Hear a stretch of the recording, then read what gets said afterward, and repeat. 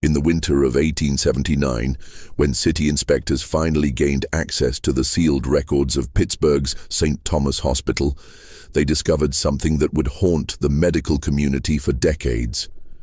67 patients had entered the hospital's divine healing ward over a span of 23 years. Not one had ever walked out alive. Every single death certificate bore the same peculiar notation, called by God during sacred treatment. But the true horror wasn't in the deaths themselves. It was in the meticulous documentation found hidden beneath the ward's chapel floorboards. Pages upon pages of detailed observations, measurements, and what appeared to be experimental procedures, all signed by three names: Dr. Charles Anderson, Sister Helen Murphy, and Chaplain Robert Walsh.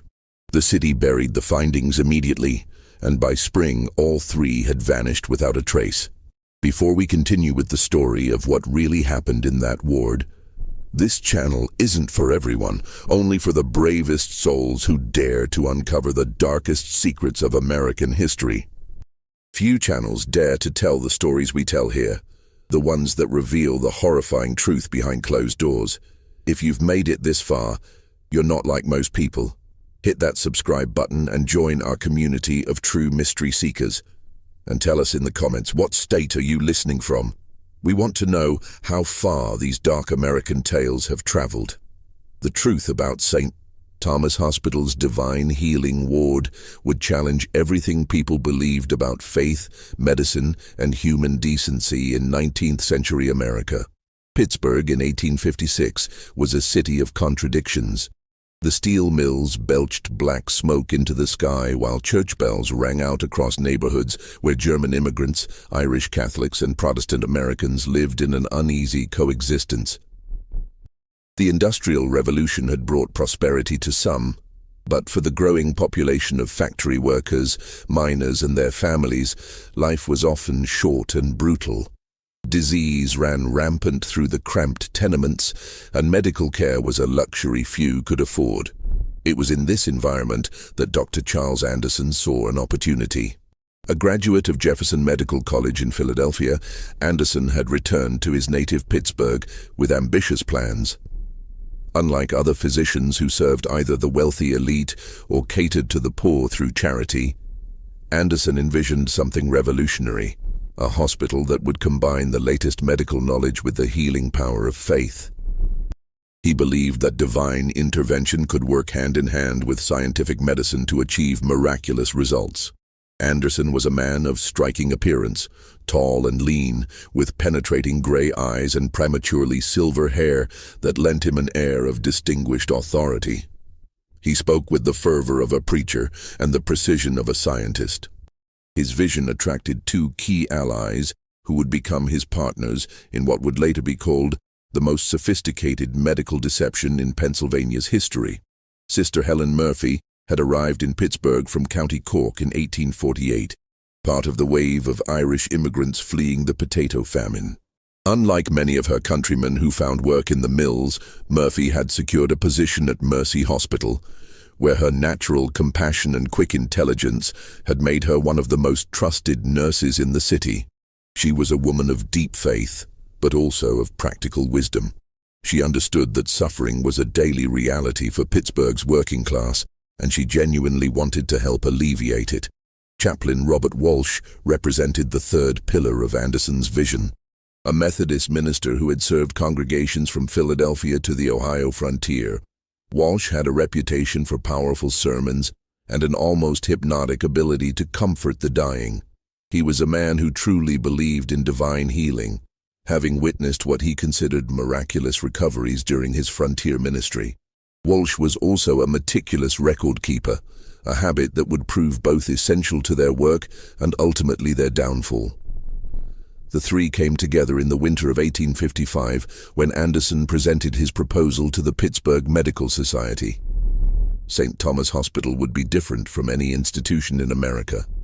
It would have a standard medical wing for conventional treatments, but its centerpiece would be the Divine Healing Ward, a specialized unit where patients with terminal illnesses would receive blessed medical care, combining prayer, faith, and advanced medical techniques. The proposal was controversial. Orthodox physicians dismissed it as quackery, while many clergy worried about the mixing of sacred and secular healing. But Anderson had done his homework. He had studied the success of similar institutions in Europe, particularly in Germany, where some hospitals had begun experimenting with what they called holistic healing. He presented compelling statistics and testimonials from European colleagues who claimed remarkable success rates. More importantly, Anderson had secured financial backing from several prominent Pittsburgh families who had lost loved ones to diseases that conventional medicine couldn't cure. The Carnegies, who had lost a young daughter to consumption, were particularly generous. The Mellons, devastated by the loss of their eldest son to typhoid fever, saw Anderson's vision as a way to prevent other families from experiencing their grief. By spring of 1856, St. Thomas Hospital had been built on a wooded hill overlooking the Allegheny River. The main building was constructed of local sandstone, with large windows designed to let in healing light. The Divine Healing Ward occupied the entire third floor, with its own chapel, dedicated nursing station, and what Anderson called observation rooms for the most critical cases. The hospital's opening was celebrated throughout the city. Anderson had carefully cultivated relationships with journalists, clergy, and civic leaders. The Pittsburgh Gazette ran a series of articles praising the innovative approach to healing. Local ministers, despite their initial skepticism, had been won over by Walsh's eloquent explanations of how prayer and medicine could work together in God's service. But from the very beginning, there were aspects of the Divine Healing Ward that remained hidden from public view. The observation rooms were accessible only to Anderson, Murphy, and Walsh. The ward's medical supplies were ordered separately from the main hospital, and the records were kept in a private filing system that no one else was allowed to examine. Most unusually, families of patients in the Divine Healing Ward were required to sign extensive legal documents that granted the hospital complete authority over treatment decisions and prohibited them from visiting during sacred healing periods. These restrictions were explained as necessary for maintaining the spiritual environment required for divine healing. Families were told that worldly concerns and emotional attachments could interfere with God's work.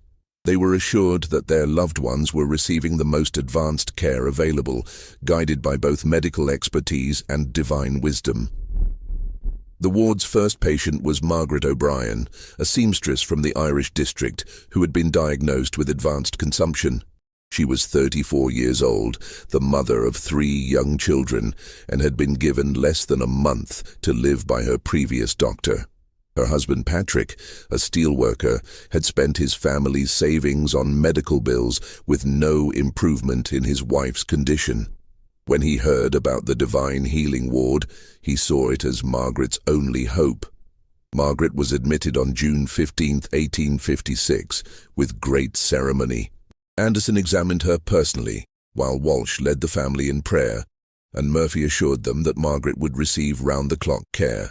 The family was told that the healing process would require complete spiritual focus, and that visits would be limited to prevent disruption of the divine work being done.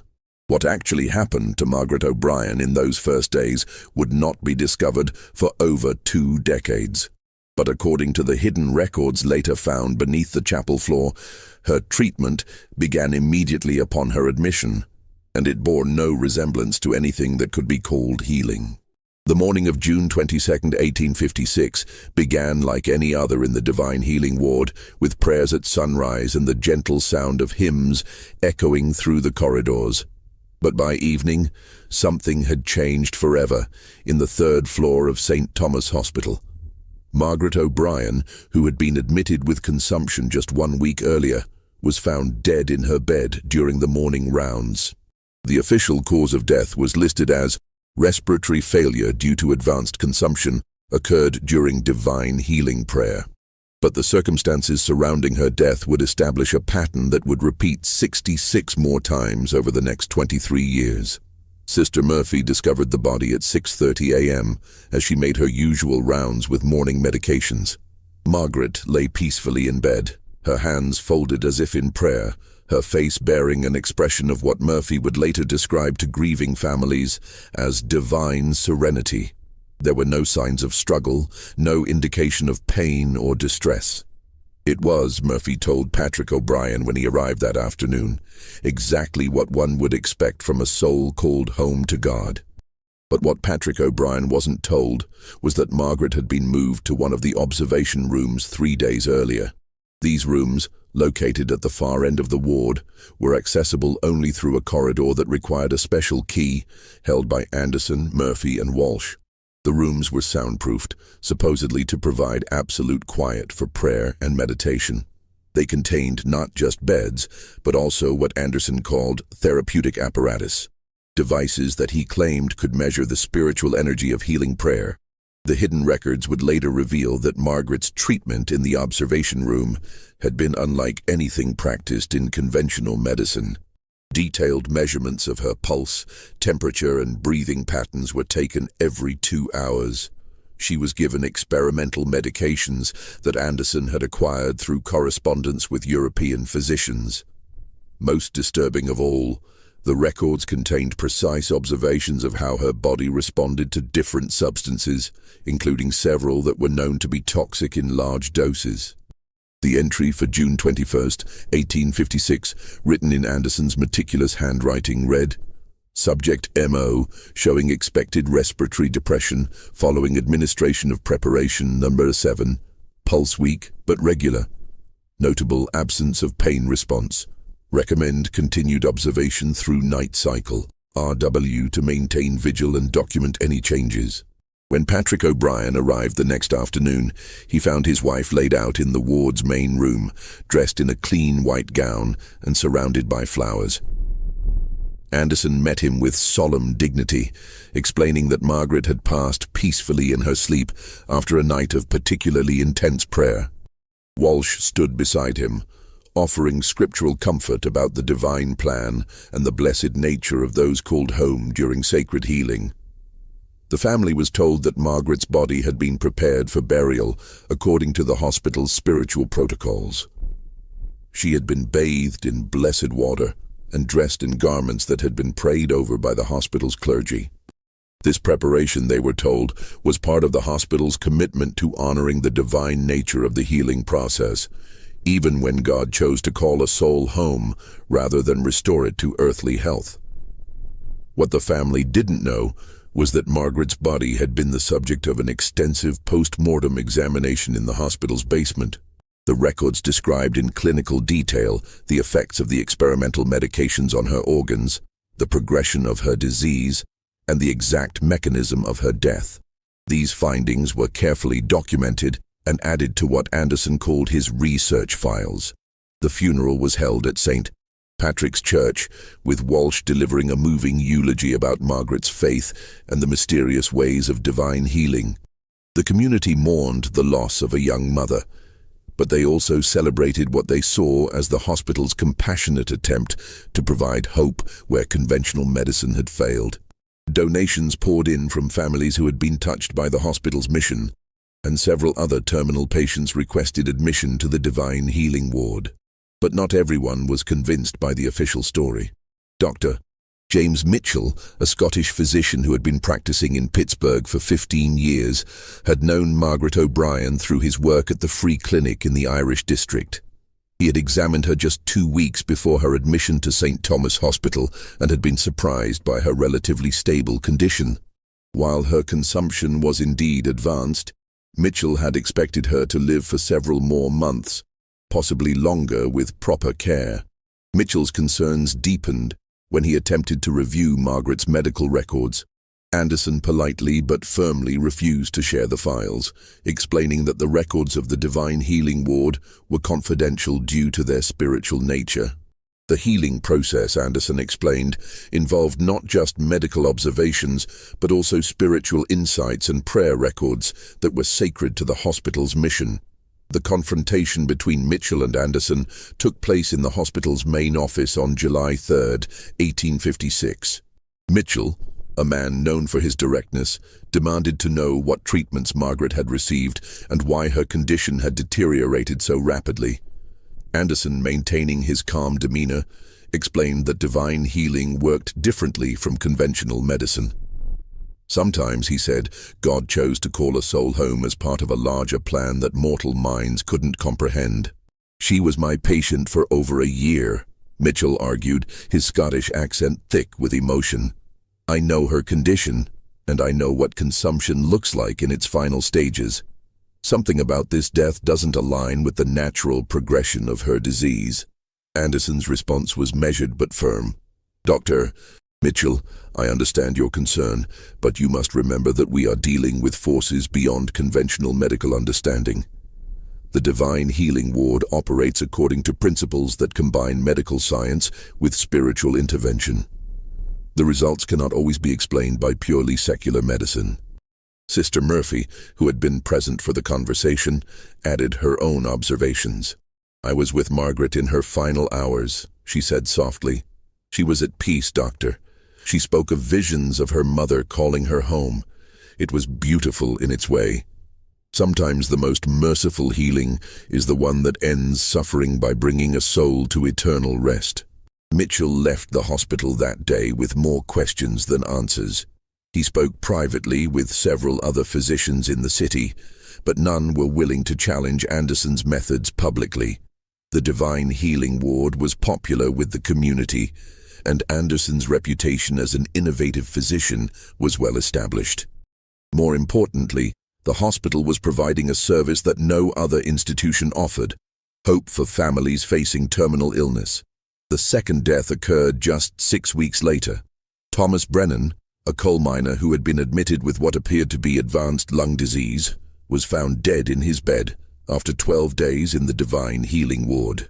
Like Margaret O'Brien, he had spent his final days in one of the observation rooms, receiving what Anderson called intensive spiritual therapy. The pattern was becoming established, though no one outside the inner circle recognized it yet. Patients would be admitted to the Divine Healing Ward with great hope and ceremony.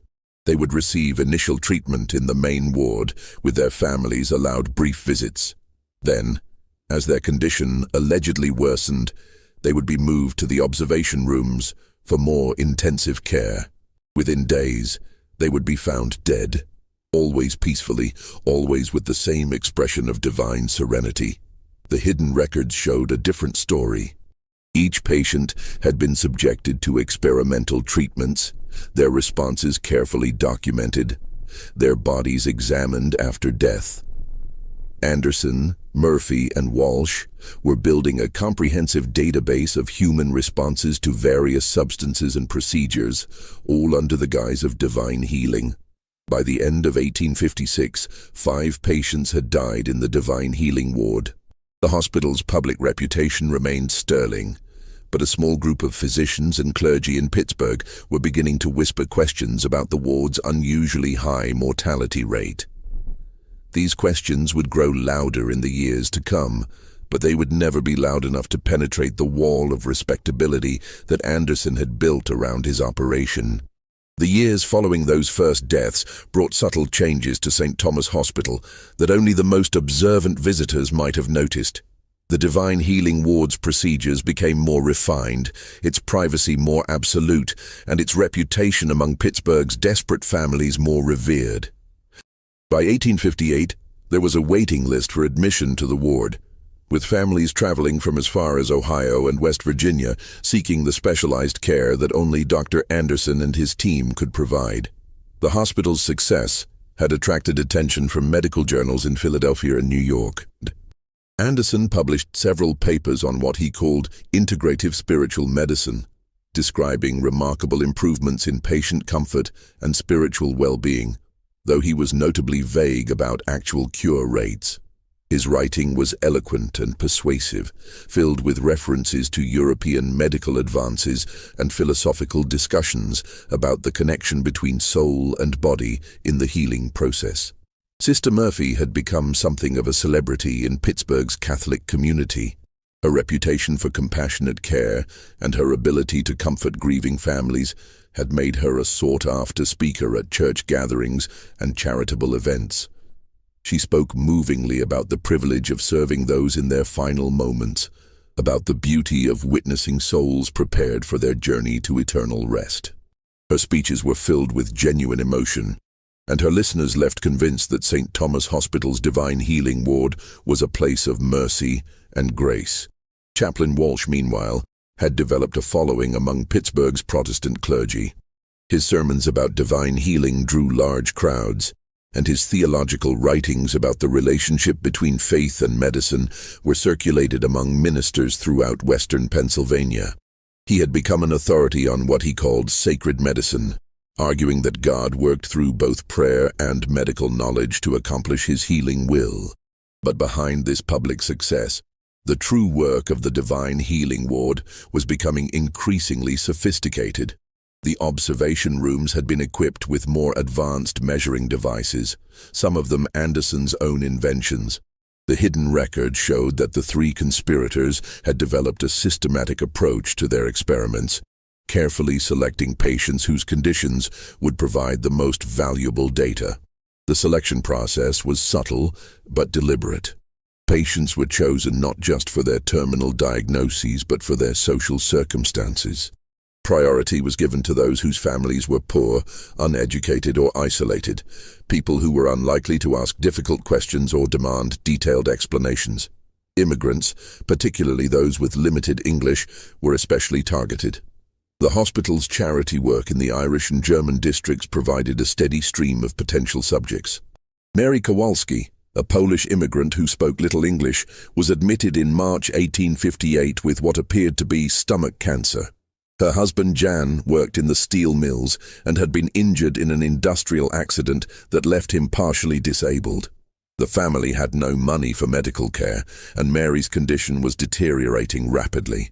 When a social worker from the hospital visited their cramped apartment and offered free treatment in the Divine Healing Ward, Jan saw it as an answer to his prayers. Mary's case was typical of the ward's later operations. She was admitted with great ceremony, her treatment explained through a translator, who was actually one of the hospital's staff members. The family was told that Mary's condition required absolute rest and spiritual focus, and that visits would be limited to prevent disruption of the healing process. Jan was allowed to see his wife twice during her 2-week stay, both times in the main ward area, with staff members present. The hidden records for Mary's case were more detailed than those for earlier patients. Anderson had developed a systematic approach to testing experimental medications, carefully documenting dosages, timing, and physical responses. Mary was given a series of substances that Anderson had acquired through correspondence with European physicians and chemical suppliers. Some of these were legitimate experimental medications. Others were compounds that Anderson had synthesized himself in a small laboratory he had established in the hospital's basement. Mary's death was recorded as abdominal complications during prayer therapy, but the hidden records told a different story. She had been subjected to increasingly aggressive treatments as her condition worsened, with Anderson apparently using her deteriorating health as an opportunity to test the limits of human endurance. The final entry in her file, written in Anderson's careful handwriting, noted, "Subject MK provided excellent data on gastric absorption rates. Recommend similar protocols for future subjects with comparable presentations." The psychological toll of this work was beginning to show in different ways among the three conspirators. Anderson had become more detached and clinical in his approach, treating each patient as a research subject rather than a human being. His private journals, later discovered along with the medical records, revealed a man increasingly obsessed with the scientific value of his work and convinced that the knowledge he was gaining justified the means used to acquire it. Sister Murphy, however, was showing signs of internal conflict. Her public persona remained compassionate and caring, but those who knew her well noticed changes in her behavior. She had become more withdrawn, spending long hours in private prayer, and her formerly warm demeanor had acquired an edge of brittle intensity. The hidden records showed that she was taking increasingly detailed notes about patients' emotional states and their responses to what she called spiritual comfort techniques. Walsh was perhaps the most disturbing of the three in his adaptation to their work. His faith appeared to have evolved into something darker and more complex. His private writings, found among the papers beneath the chapel floor, revealed a man who had convinced himself that their work was actually a form of divine service. He had developed elaborate theological justifications for using dying patients as experimental subjects, arguing that their suffering was serving a higher purpose that would ultimately benefit humanity. By 1860, 12 patients had died in the Divine Healing Ward. The hospital's public reputation remained excellent, but a small network of physicians and clergy in Pittsburgh were privately expressing concerns about the ward's practices. Dr. Mitchell, who had questioned Margaret O'Brien's death, had continued to raise questions about the ward's methods, though he had been careful to avoid direct accusations. The concerns reached a crescendo in late 1860, when Dr. Heinrich Zimmermann, a German physician who had recently arrived in Pittsburgh, attempted to visit a patient in the Divine Healing Ward. Zimmermann had been treating Klaus Weber, a German blacksmith, for what appeared to be kidney disease. When Weber's family decided to admit him to the Divine Healing Ward, Zimmermann requested permission to continue monitoring his patient's condition. Anderson's refusal to allow Zimmermann access to Weber led to a heated confrontation in the hospital's main lobby. Zimmermann, speaking in heavily accented English, demanded to know why a fellow physician was being denied the opportunity to observe his patient's care. Anderson, maintaining his diplomatic composure, explained that the Divine Healing Ward operated according to specialized protocols that required absolute privacy and spiritual focus. "This is not medical practice," Zimmermann declared, his voice carrying throughout the lobby. "This is hiding behind religion to avoid scrutiny. I have been physician for 20 years, and I have never seen such secrecy in place of healing." The confrontation might have led to a formal investigation, but external events intervened. The Civil War erupted in 1861, and Pittsburgh's medical community was consumed with treating wounded soldiers and dealing with the massive disruption to civilian life. Dr. Zimmermann enlisted as a military surgeon and left the city, taking his concerns about the Divine Healing Ward with him. The war years provided perfect cover for the ward's operations. The hospital's main floors were converted to treat wounded soldiers, and the Divine Healing Ward was presented as a specialized facility for civilians with conditions that couldn't be treated in the military wards. The chaos of wartime made it easy to maintain the secrecy that Anderson, Murphy, and Walsh required for their work, but the war also brought new opportunities. Wounded soldiers who were expected to die from their injuries were sometimes quietly transferred to the Divine Healing Ward for what was described as spiritual comfort in their final hours. The hidden records showed that these soldiers became subjects for experiments related to trauma, blood loss, and the effects of various pain medications. The most chilling aspect of the war years was the expansion of the operation. Anderson had begun corresponding with physicians in other cities, sharing his research findings and offering to provide detailed protocols for similar programs. The hidden records contained letters from doctors in Baltimore, Richmond, and even New York, expressing interest in Anderson's methods and requesting information about establishing their own spiritual healing programs. By 1865, when the war ended, 28 patients had died in the Divine Healing Ward. The hospital's reputation had never been higher, and Anderson had become recognized as one of the foremost authorities on spiritual medicine in America.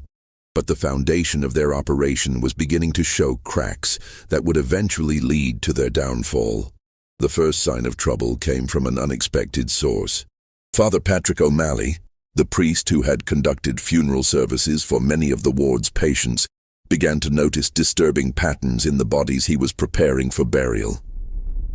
Too many of the deceased showed signs of what appeared to be medical procedures that weren't consistent with the spiritual healing they had supposedly received. O'Malley's concerns were shared with Bishop James Walsh, no relation to Chaplain Walsh, who decided to conduct a quiet investigation into the hospital's practices. The bishop's inquiry would prove to be the beginning of the end for the Divine Healing Ward, though it would take more than a decade for the full truth to emerge. The bishop's investigation began in the autumn of 1865, conducted with the discretion that the Catholic Church had perfected over centuries of navigating sensitive situations. Bishop James Walsh was a careful man who understood that accusations against a respected medical institution required irrefutable evidence. He assigned Father O'Malley to document his observations more systematically, while also reaching out to other clergy who had conducted funeral services for patients from the Divine Healing Ward. What they discovered was a pattern of physical evidence that contradicted the hospital's claims about spiritual healing. Too many bodies showed signs of needle marks, surgical incisions, and other medical interventions that seemed inconsistent with prayer-based treatment. Most disturbing were the cases where patients had apparently died from causes unrelated to their original illnesses. Deaths that suggested experimentation rather than natural progression of disease. Father O'Malley's private journal, later discovered in the church archives, contained detailed observations about the bodies he had prepared for burial. "The Murphy woman," he wrote, referring to Bridget Murphy, no relation to Sister Murphy, who had died in 1864, showed evidence of multiple puncture wounds on her arms and torso. When I asked Sister Murphy about these marks, she explained that they were from spiritual therapy needles used to channel healing energy. But the pattern and depth of these wounds suggested something far more invasive than any spiritual practice I have witnessed. The investigation expanded in 1866 when Dr. Samuel Clark, a young physician who had recently completed his studies at Harvard Medical School, joined the staff at St. Thomas Hospital. Clark was assigned to work in the general medical wards, but his proximity to the Divine Healing Ward gave him opportunities to observe the operation that outsiders never had. Clark was immediately struck by the unusual protocols surrounding the ward. Medical supplies were ordered separately, patient records were kept in a locked filing system, and the nursing staff, who worked in the ward, were forbidden from discussing their duties with other hospital personnel. Most suspicious was the fact that the ward's mortality rate was exactly 100%. Every patient who was admitted died, despite the hospital's claims about miraculous healing. Clark's medical training had taught him to think scientifically about disease and treatment. He began keeping his own private records of observations about the Divine Healing Ward, noting patterns in patient admissions, duration of stays, and circumstances of death. His notes, written in a coded system he had developed during his medical studies, would later provide crucial evidence about the ward's operations. The breakthrough came in early 1867, when Clark managed to gain access to one of the observation rooms during a night shift. Anderson, Murphy, and Walsh were attending a medical conference in Philadelphia, and the hospital's regular security procedures were more relaxed than usual. Clark used his master key to enter the restricted area of the ward, ostensibly to check on a patient who had been moved there the previous day. What he found in the observation room shattered his understanding of what was happening in the Divine Healing Ward. The room contained not just a bed for patient care, but an extensive array of medical instruments, measuring devices, and what appeared to be experimental apparatus. There were vials of various substances, some labeled with chemical formulas that Clark didn't recognize, others marked only with numerical codes. The patient in the room was Thomas Kowalski, a Polish immigrant who had been admitted with what appeared to be tuberculosis. But the man Clark found was barely conscious, showing signs of severe drug intoxication. His breathing was labored, his pulse was weak and irregular, and his skin showed evidence of multiple injections. A detailed chart at the foot of his bed documented hourly measurements of his vital signs, along with notes about his responses to various treatments. Clark's medical training told him that Thomas Kowalski was dying not from tuberculosis, but from systematic poisoning. The substances being administered to him were not healing medications, but experimental compounds that were destroying his body's ability to function. The chart at the foot of his bed wasn't a medical record, it was a research log documenting the progress of a human experiment. The most chilling discovery was a notebook left open on a table beside the bed. Written in Anderson's handwriting, it contained detailed observations about Kowalski's responses to different doses of various substances. The entries were coldly clinical, treating the dying man as nothing more than a research subject. The final entry, dated the previous day, read, "Subject TK showing expected neurological depression. Recommend increasing dose of compound B23 to observe complete systemic breakdown." Clark realized that he was witnessing not healing, but murder disguised as medicine.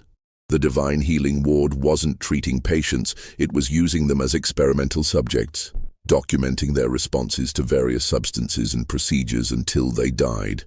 The spiritual healing was an elaborate cover story designed to prevent scrutiny of what was actually systematic human experimentation.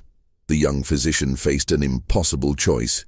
He could report what he had discovered, but doing so would require him to admit that he had violated hospital security protocols and gained unauthorized access to restricted areas.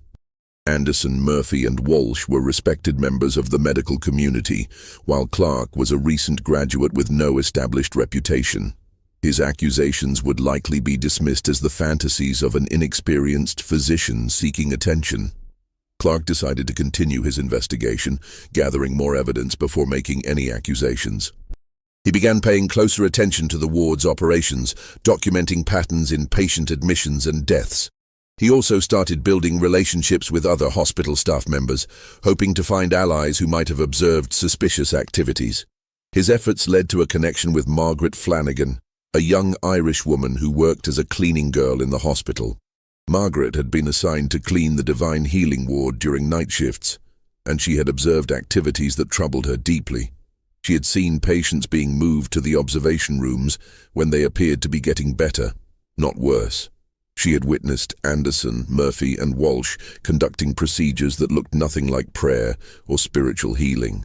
Margaret's observations were limited by her education and her position in the hospital hierarchy, but her instincts told her that something terrible was happening in the Divine Healing Ward. She had tried to raise concerns with her supervisor, but had been told that the spiritual healing process was beyond the understanding of uneducated workers, and that her job was to clean, not to observe or question. The connection between Clark and Margaret proved crucial to understanding the full scope of the operation. Margaret's access to the ward during night shifts provided opportunities to observe activities that were hidden from other staff members. Clark's medical knowledge allowed him to interpret what Margaret was seeing and to understand the significance of the equipment and procedures she described. Together, they began to piece together a picture of systematic human experimentation that had been operating under the guise of spiritual healing for over a decade. The observation rooms were actually laboratories where terminal patients were used as test subjects for experimental medications and procedures. The detailed records kept by Anderson, Murphy, and Walsh weren't spiritual journals. They were scientific data documenting the effects of various substances on human subjects. The motivation behind the operation was beginning to become clear. Anderson's correspondence with European physicians wasn't just about sharing knowledge, it was about selling research data. The experimental results gathered from the Divine Healing Ward were being compiled into reports that were sold to pharmaceutical companies and medical institutions in Europe and America. The patients who died in the ward weren't just victims of medical experimentation. They were unwitting contributors to a profitable business in human research data. The scale of the operation was staggering. By 1867, 34 patients had died in the Divine Healing Ward, and the hidden records showed that each death had contributed to an expanding database of human research information. Anderson, Murphy, and Walsh had developed standardized protocols for testing different types of substances and procedures, turning the ward into what amounted to a human laboratory. But the investigation that Clark and Margaret were conducting wasn't the only threat to the operation. The Catholic Church's inquiry, led by Bishop Walsh and Father O'Malley, was also gathering evidence about the ward's practices. The bishop had begun sharing his concerns with other religious leaders in Pittsburgh, and word was spreading through the city's clergy about suspicious activities at St. Thomas Hospital. The convergence of these investigations was about to bring the truth about the Divine Healing Ward into the open, but the consequences would be far more complex and disturbing than anyone imagined. The systematic human experimentation that had been hidden behind spiritual healing was about to be revealed.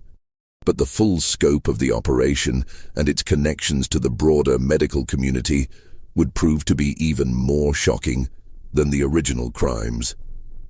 The winter of 1867 brought an unexpected crisis that would test the carefully constructed facade of the Divine Healing Ward. Dr. William Harrison, a prominent physician from New York and a personal friend of Andrew Carnegie, arrived in Pittsburgh to visit his sister, who had been admitted to the ward with advanced consumption. Harrison was not the kind of family member that Anderson, Murphy, and Walsh were accustomed to dealing with. He was educated, wealthy, and accustomed to demanding detailed explanations about medical treatment. Harrison's sister, Elizabeth, was a widow who had moved to Pittsburgh to live with her daughter's family. She had been diagnosed with consumption by the family's regular physician, but the disease had progressed more rapidly than expected. When the family learned about the Divine Healing Ward's reputation for providing comfort to terminal patients, they had arranged for her admission, believing that the combination of medical care and spiritual healing would provide the best possible outcome. Dr.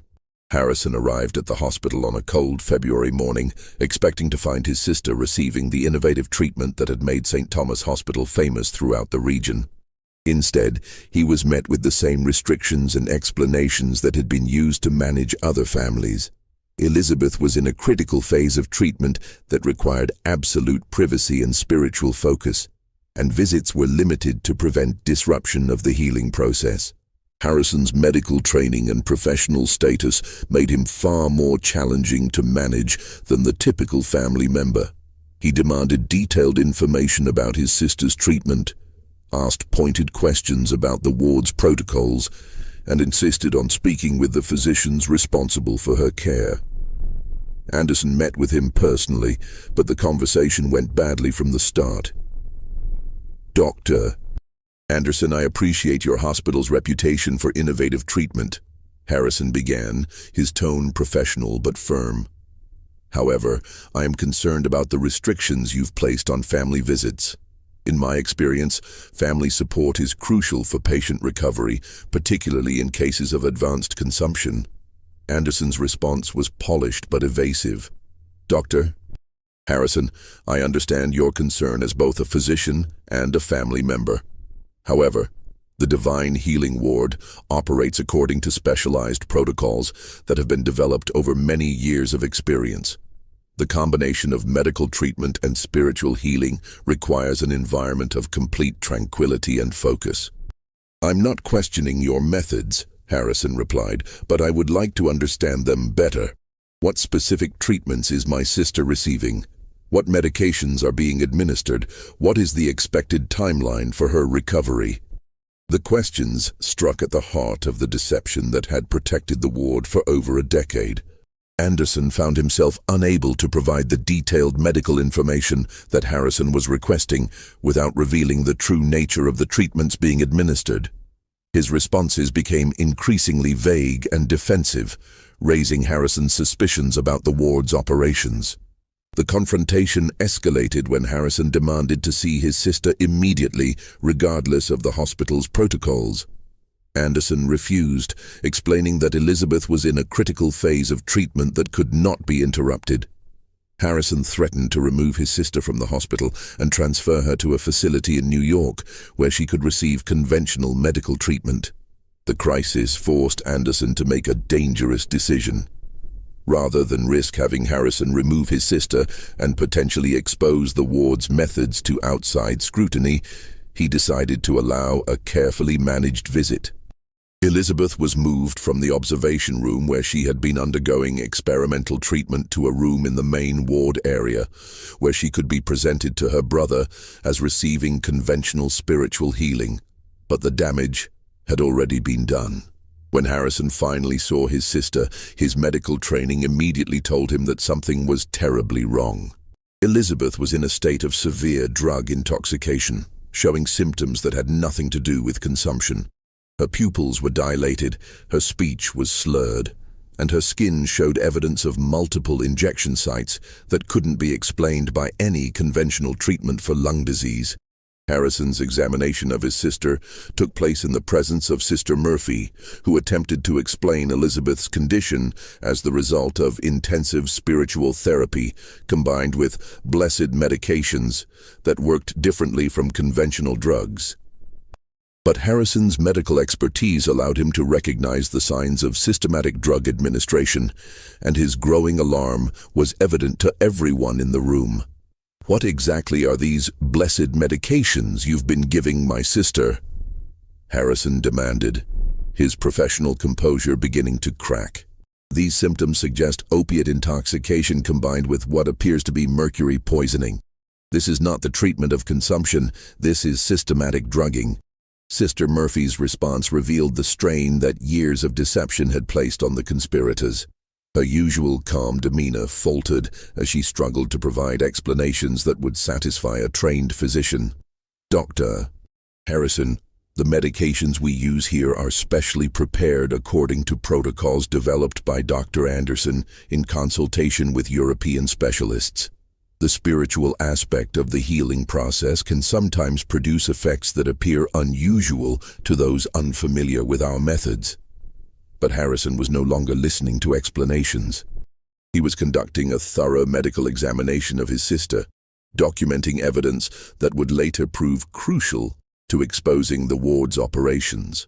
Elizabeth's condition was consistent with someone who had been subjected to experimental drug administration over an extended period. The injection sites on her arms and torso followed patterns that suggested systematic testing of different substances at different dosages.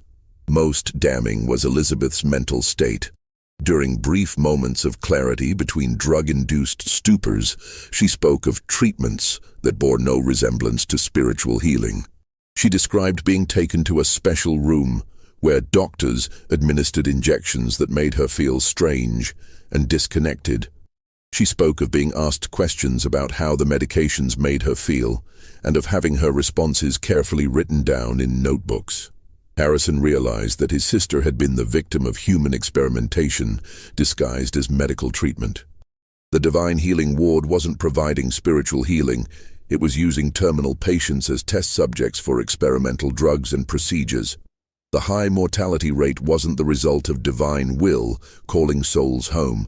It was the inevitable outcome of systematic poisoning. The confrontation that followed would later be described by hospital staff as the most intense conflict in St. Thomas Hospital's history. Harrison demanded immediate access to his sister's medical records, threatened to involve the police, and vowed to expose the ward's practices to the medical community. Anderson, realizing that the operation was in immediate danger of exposure, made a decision that would prove to be his fatal mistake. Instead of allowing Harrison to remove his sister and potentially exposing the operation to outside scrutiny, Anderson decided to silence the threat permanently. Elizabeth Harrison died that night, officially from respiratory failure due to advanced consumption. But the hidden records would later reveal that she had been given a massive dose of a substance that Anderson had been testing for its effects on the respiratory system. Harrison's grief was compounded by his certainty that his sister had been murdered. He demanded an autopsy, but Anderson's influence with the city's medical examiner ensured that the request was denied. The official cause of death stood, and Elizabeth was buried in Pittsburgh's Allegheny Cemetery with a funeral service that praised the hospital's compassionate attempt to provide comfort in her final hours. But Harrison didn't accept the official explanation. He began his own investigation into the Divine Healing Ward, using his connections in the medical community to gather information about the hospital's practices. His inquiries reached Dr. Clark, who had been conducting his own secret investigation, and the two physicians began sharing their concerns about the ward's operations. The alliance between Harrison and Clark proved to be the beginning of the end for Anderson, Murphy, and Walsh. Harrison's medical expertise and professional connections provided credibility for Clark's observations, while Clark's position within the hospital gave him access to information that Harrison couldn't obtain as an outsider. Together, They began building a case that would eventually expose the full scope of the operation. Meanwhile, the Catholic Church's investigation was also intensifying. Bishop Walsh had shared his concerns with the Archbishop of Philadelphia, who had begun his own inquiry into the hospital's practices. The Church's investigation was proceeding cautiously, but the evidence being gathered by Father O'Malley was becoming increasingly difficult to ignore. The convergence of these investigations created a dangerous situation for the Divine Healing Ward.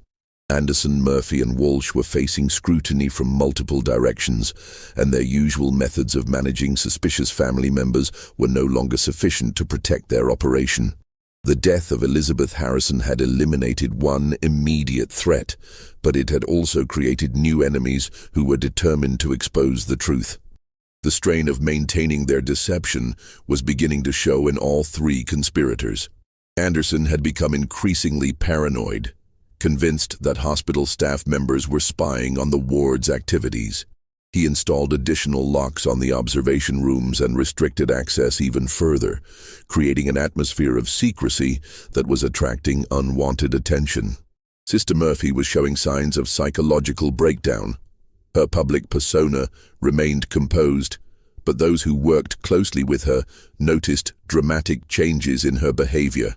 She had begun talking to herself during night shifts, and several staff members reported hearing her crying in the chapel during her prayer sessions. The weight of participating in dozens of murders was taking a toll that she was struggling to hide. Chaplain Walsh had responded to the pressure by becoming even more convinced of the righteousness of their mission. His private writings from this period revealed a man who had completely lost touch with moral reality. He had developed elaborate theological justifications for their actions, arguing that the patients who died in the Divine Healing Ward were martyrs whose suffering was serving God's plan to advance medical knowledge for the benefit of humanity. Just when we thought we'd seen it all, the horror in St. Thomas Hospital's Divine Healing Ward intensifies. If this story is giving you chills, share this video with a friend who loves dark mysteries. Hit that like button to support our content. And don't forget to subscribe to never miss stories like this. Let's discover together what happens next, because the most shocking revelations are still to come. The breaking point came in the spring of 1868, when Dr. Clark made a discovery that would finally provide the evidence needed to expose the operation. During one of his nighttime observations of the ward, he discovered the entrance to Anderson's basement laboratory, a facility that contained not just experimental equipment, but also detailed records of every patient who had died in the Divine Healing Ward. The laboratory was a sophisticated operation that rivaled anything found in major medical institutions. Anderson had invested substantial resources in acquiring advanced equipment, much of it imported from European suppliers. There were devices for measuring physiological responses, apparatus for synthesizing chemical compounds, and an extensive library of medical texts and journals that dealt with experimental pharmacology. But the most damning evidence was found in Anderson's research files. Detailed records of every experiment conducted in the Divine Healing Ward were meticulously documented, including precise descriptions of the substances administered, the physiological responses observed, and the exact cause of death in each case. The files revealed that the operation had been far more systematic and extensive than anyone had imagined. The records showed that Anderson had been in correspondence with pharmaceutical companies and medical institutions throughout Europe and America, selling detailed reports on human responses to experimental drugs. The patients who died in the Divine Healing Ward had unwittingly contributed to a database of human research information that was being used to develop new medications and treatments. Their deaths had been profitable as well as scientifically valuable.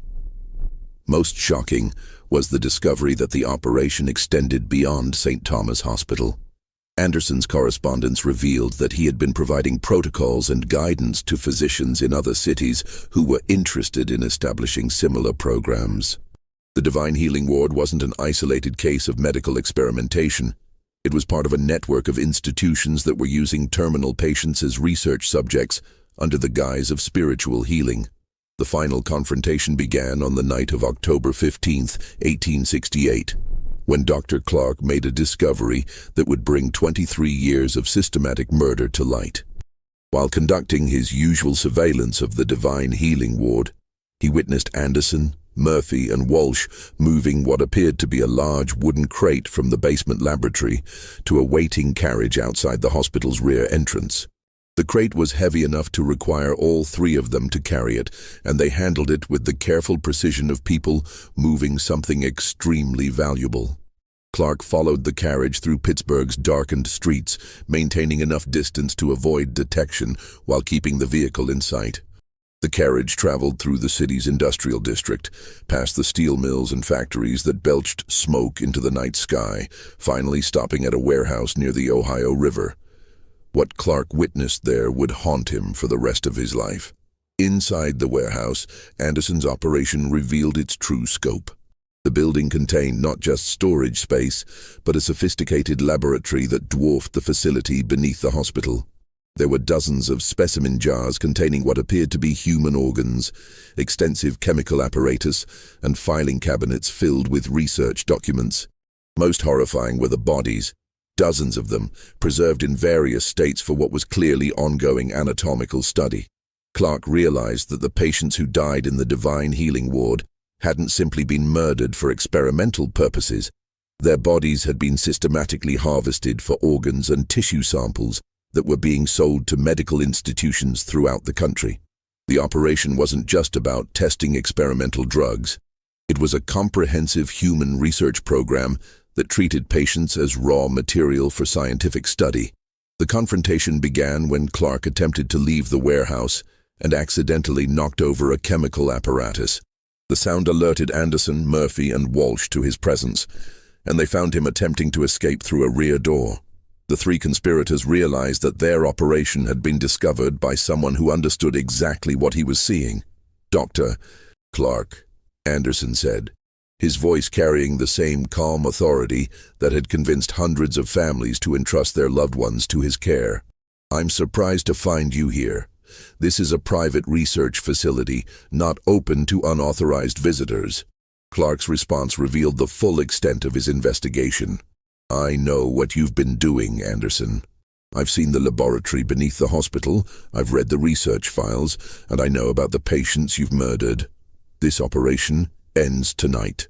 The conversation that followed was recorded in Clark's private journal, written immediately after the events at the warehouse. Anderson made no attempt to deny the accusations, instead launching into a passionate defense of their work that revealed the twisted logic that had justified 23 years of systematic murder.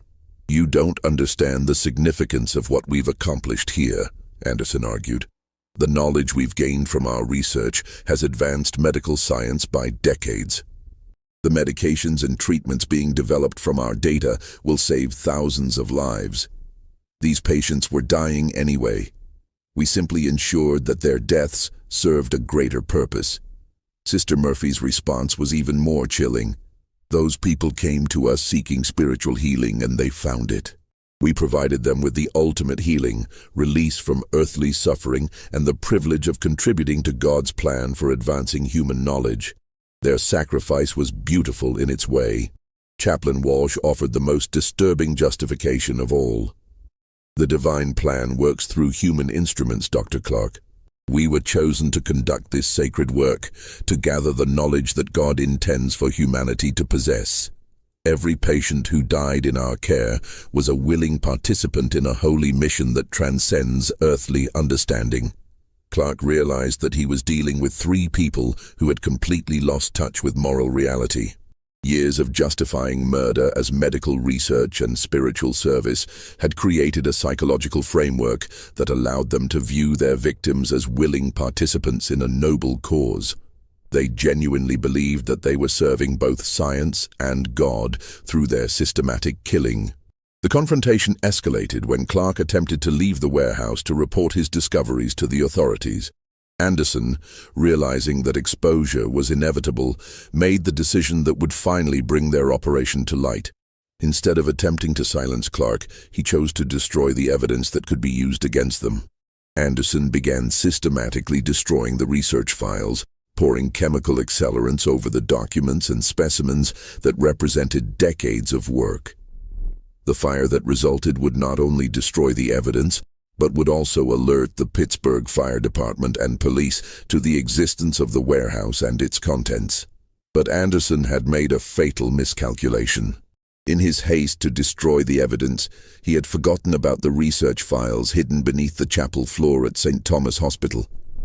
Those documents, along with the laboratory equipment in the hospital's basement, would provide all the evidence needed to expose the full scope of their operation. The warehouse fire brought investigators to the scene within hours. What they found in the partially destroyed facility was enough to launch a comprehensive investigation into St. Thomas Hospital and the Divine Healing Ward.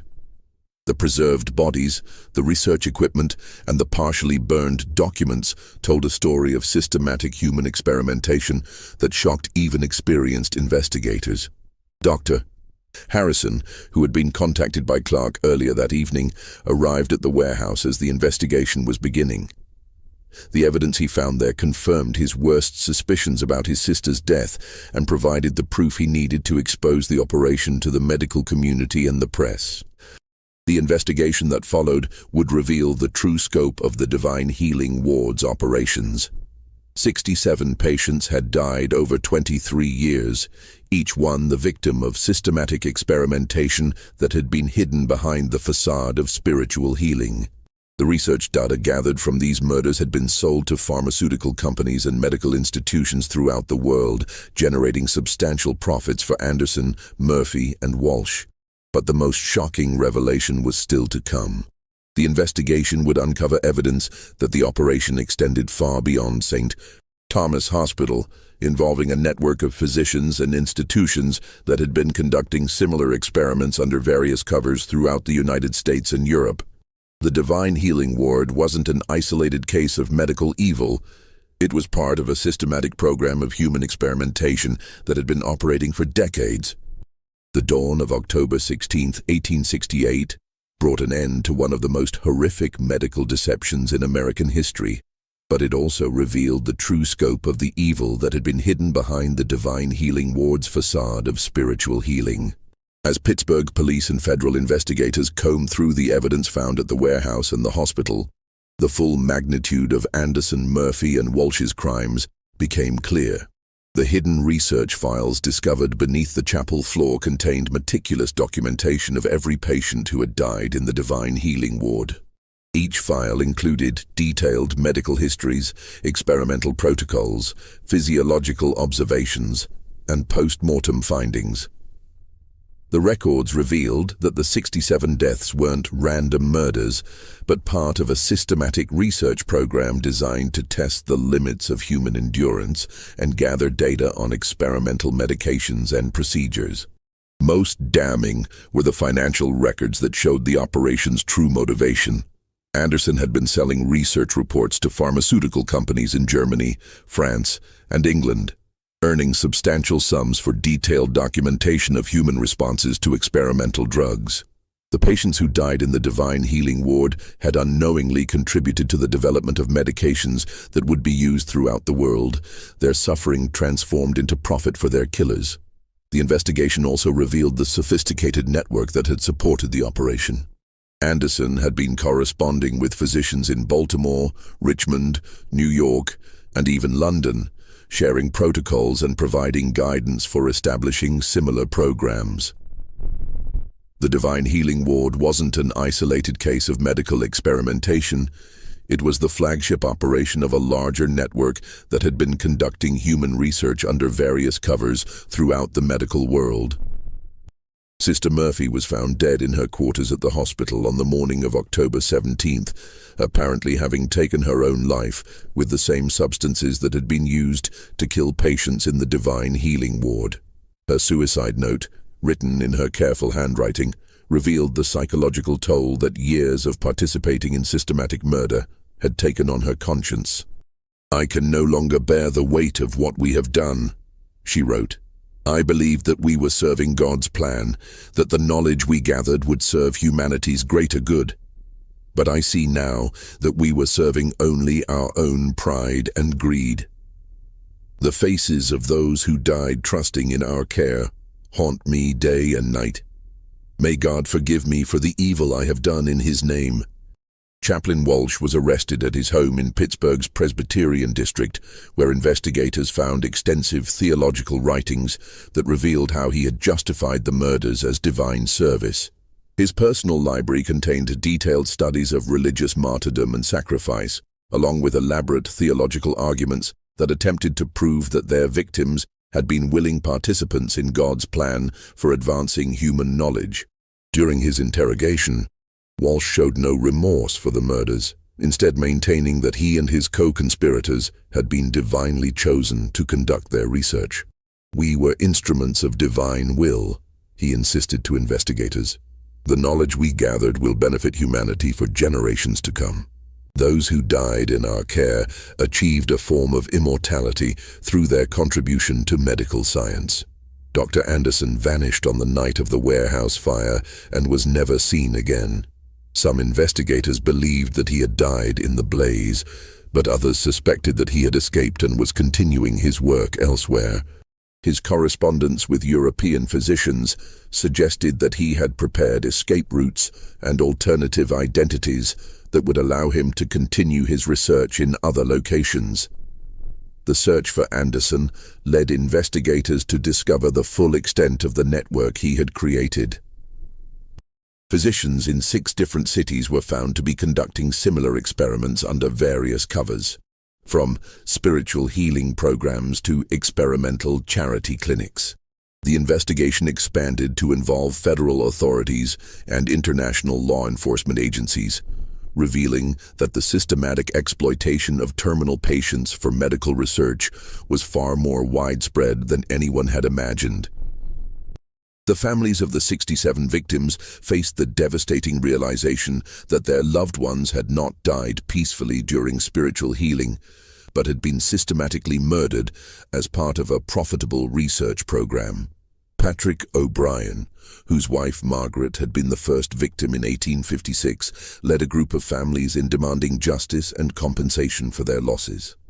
"They told us our loved ones were in God's hands," O'Brien said at a public meeting held at St. Patrick's Church, "but they were actually in the hands of devils who used their suffering to make money. We trusted them with our most precious treasures, and they turned that trust into profit and pain." The legal proceedings that followed were complex and lengthy. Chaplain Walsh was convicted of multiple counts of murder and sentenced to life imprisonment, though he died in his cell just 2 years later, apparently from natural causes. The physicians who had been part of Anderson's network faced various charges, with some fleeing the country before they could be arrested. The pharmaceutical companies and medical institutions that had purchased research data from Anderson's operation faced civil lawsuits and public condemnation, though many argued that they had been unaware of how the data was obtained. The legal battles continued for years, with some families eventually receiving financial settlements, though no amount of money could compensate for the horror their loved ones had endured. St. Thomas Hospital was closed permanently in December 1868, its reputation destroyed by the revelations about the divine healing ward.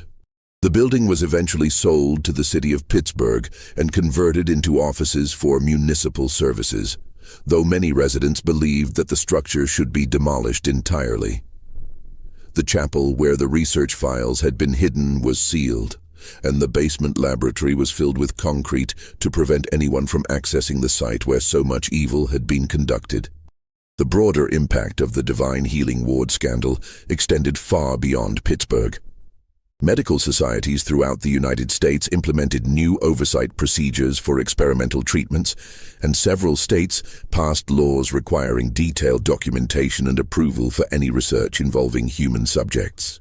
The scandal also led to increased scrutiny of spiritual healing programs and other alternative medical treatments that claim to combine faith and science. The Catholic Church's investigation, led by Bishop Walsh and Father O'Malley, resulted in new guidelines for clergy involvement in medical treatment. The church issued a formal statement condemning the use of religious faith as a cover for medical experimentation and established procedures for investigating suspicious deaths that occurred during spiritual healing. Dr. Clark, whose investigation had been crucial to exposing the operation, left Pittsburgh and established a practice in Boston, where he became a leading advocate for medical ethics and patient rights. His writings about the Divine Healing Ward scandal were published in medical journals throughout the world and helped establish the ethical frameworks that guide medical research today. Margaret Flanagan, the cleaning girl whose observations had helped Clark gather evidence, was offered a position as a nurse at Boston's Massachusetts General Hospital, where she completed her training and became a respected advocate for patient safety.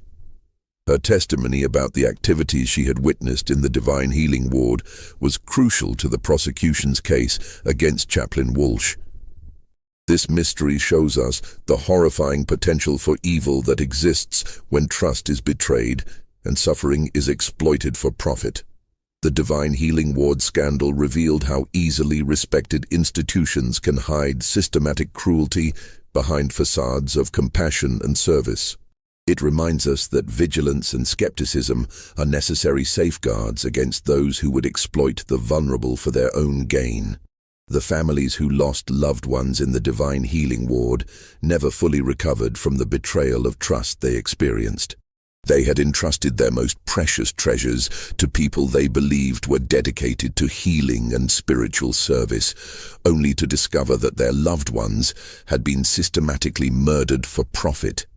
The psychological trauma of this revelation was in many ways worse than the original grief of losing a family member to terminal illness. Yet the scandal also demonstrated the power of persistence and courage in exposing evil. Dr. Clark's willingness to risk his career to investigate suspicious activities, Father O'Malley's determination to document evidence despite institutional pressure, and Dr. Harrison's refusal to accept official explanations all contributed to bringing the truth to light. Their efforts ensured that the 67 victims of the Divine Healing Ward did not die in vain, as their deaths ultimately led to reforms that protected countless other patients from similar exploitation. The empty building that once housed St. Thomas Hospital still stands on its hill overlooking the Allegheny River, though it has been renovated extensively and now serves as Pittsburgh's municipal archives. Visitors to the building often report feeling an inexplicable sense of unease in the areas that once housed the Divine Healing Ward, though the third floor has been completely rebuilt and bears no resemblance to its original configuration. The cemetery where many of the ward's victims were buried has become a place of pilgrimage for those interested in the history of medical ethics and patient rights. A memorial erected in 1895 bears the names of all 67 victims and includes the inscription, "In memory of those who suffered in trust and in commitment to ensuring that such betrayal never occurs again." What do you think of this story? Do you believe everything was revealed, or could there be more secrets still hidden? The evidence suggests that Dr. Anderson's network extended far beyond what investigators were able to uncover, and some historians believe that similar operations may have continued in other locations for years after the Pittsburgh scandal was exposed. Leave your comment below with your thoughts about this chilling tale. If you enjoyed this dark mystery and want more horror stories like this, subscribe, hit the notification bell, and share with someone who loves mysteries as much as you do. See you in the next video, where we'll explore another forgotten secret from America's past.